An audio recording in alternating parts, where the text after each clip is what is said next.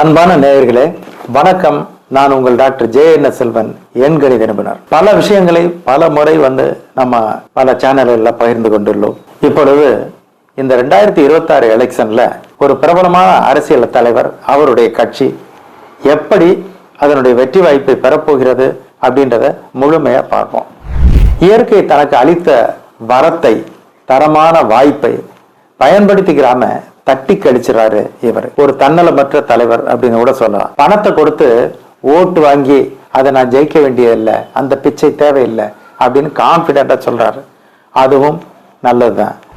இவர் மனம் சாய்ந்தால் 25 எம்எல்ஏக்களை கூட இந்த 2026 எலெக்ஷன்ல பெற்று சட்டசபைக்குள் நுழைய முடியும் என்பது திண்ணம். ஆனால் இவர் மனம் சாயவில்லை, தனித்துத்தான் நிற்பேன் என்கிறார். தனக்குள் உள்ள தனித்துவமான பல சிறப்புகளை கொண்ட ஒரு நல்ல மனிதர் அப்படின்னு கூட சொல்லலாம். நாடு நன்றா இருக்க வேண்டும், எல்லா உயிர்களும் இன்புற்று வாழ வேண்டும் அப்படின்னு சொன்ன வள்ளல் பெருந்தகை போன்று இவர் ஆடு மாடு, மனிதன், கடல், பனைமரம், செடி கொடி, இப்படி எல்லா உயிர்களுக்கும் நன்றாக இருக்க வேண்டும் கூறி மாநாடு போட்டுக்கொண்டே இருக்கிறார். இதுவும் அவருடைய பிளஸ் பாயிண்ட் என்று அவர் சொல்கிறார். தனது தனி திறமையால், உண்மையால் மகிழி ஊறி பாம்பை அடக்குவது போல மக்களை அடக்கி எல்லாரையும் இவர் பேச்சை கேட்க வைப்பது போன்று கேட்க வைத்து கொண்டிருக்கிறார். அதில் மாற்றமில்லை. ஆனால் இவரெல்லாம் ஓட்டு போடுவார்களா என்பது ஐயப்பாடாகத்தான் இருக்கிறது. எல்லோரையும் பாத்தீங்கன்னா மாமன், மச்சான், அக்கா, தங்க, தம்பி, தாத்தன், பாட்டன், பூட்டி இப்படி முறை கொண்டாடுகிறார். அது பலருக்கு பிடிக்கிறது, பலருக்கு பிடிக்கவில்லை. ஒரு காலத்துல கலைத்துறையில கலக்கி இருக்காரு, சினிமாவில் நடிச்சிருக்காரு, டைரக்ட் பண்ணிருக்காரு. ஆனா அதே துறையிலிருந்து வரக்கூடிய அரசியல்வாதிகளை இவரெல்லாம் கூத்தாடிகள் அப்படின்னு வசையும் பாடுவார். கடவுள் மறுப்பாளர்களால் தூற்றப்பட்டாலும் கூட ஆன்மீகவாதிகளால் போற்றப்படுகிறார் இவர். அதுவும் இவருக்கு ஒரு சிறப்பு. தமிழ்நாட்டில் உள்ள 234 தொகுதிகளையும் அது பூரா ஏன்படுத்தேன் அப்படின்னு அதற்கு இணங்க எவருடன் கூட்டு சேராமல் நான் தனித்துத்தான் நின்று வெற்றி பெறுவேன் அப்படின்னு ஒரு கான்பிடண்டா இருக்காரு. அரசியல்வாதிகள் மத்தியில தலைமைத்துவம் என்றால் அப்படின்னு ஞாபகம் வர்றது பாத்தீங்கன்னா திரு அண்ணாதுரை, திரு கருணாநிதி, திரு எம்ஜிஆர், திரு காமராஜ், அம்மையார் ஜெயலலிதா, இவர்கள் மாதிரி ஒரு தலைமைத்துவத்துக்கு உரியவர்கள் போன்று இவரையும் தலைமைத்துவத்தை கொண்டாடுபவர்களுக்கு இளைஞர்கள் நிறைய இவர்கள் பின்னால் போகிறது ஒரு நல்ல சிறப்பான ஒரு விஷயம்தான். மக்கள் மத்தியில இவ்வளவு பாசிட்டிவ் நிறைந்த இவர் வரும் 2026 தேர்தலில் 234 தொகுதிகளிலும் தனித்தளம் கண்டு வெற்றியை பெற முடியுமா அப்படித பார்த்தா அவர் பிறந்த நாளை ஆய்வு செய்து நியூமராலஜி மூலம் அறிவார்ந்த தமிழ் மக்களுக்கு இதை நான் சமர்ப்பிக்கிறேன். அவர்தான் சீமான் என்ற அரசியல்வாதி. சீமானுடைய பெயரை கூட்டி பார்த்தோம்னா 23-5 அருமையான எண், மக்களால் விரும்பப்படக்கூடிய ஒரு எண், அதுல மாற்றம் இல்லை. இவருடைய பிறந்த நாள் பார்த்தீங்கன்னா 8/11/1966. இந்த பக்கம் 8 இருக்கு, அந்த பக்கம் 5 இருக்கு. இதுவும் வெகு சிறப்பு. இந்த 8க்கு சீமான் அப்படின்னு பப்ளிக்கு கொடுத்த பேர், அவருடைய பேர் வேற இருக்கலாம். ஆனால் சீமான் அப்படின்னு பொதுமக்களுக்கு அறிவிச்ச பேர் 23.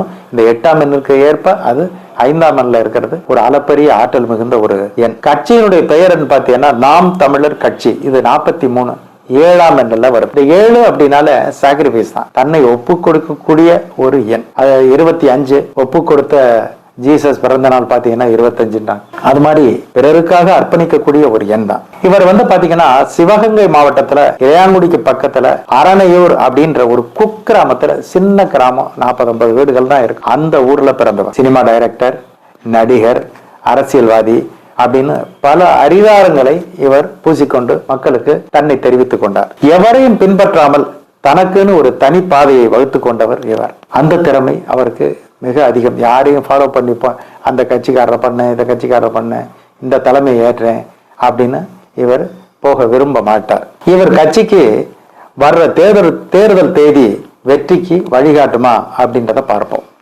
தேர்தல் நாள் பாத்தீங்கன்னா 23/4/2026.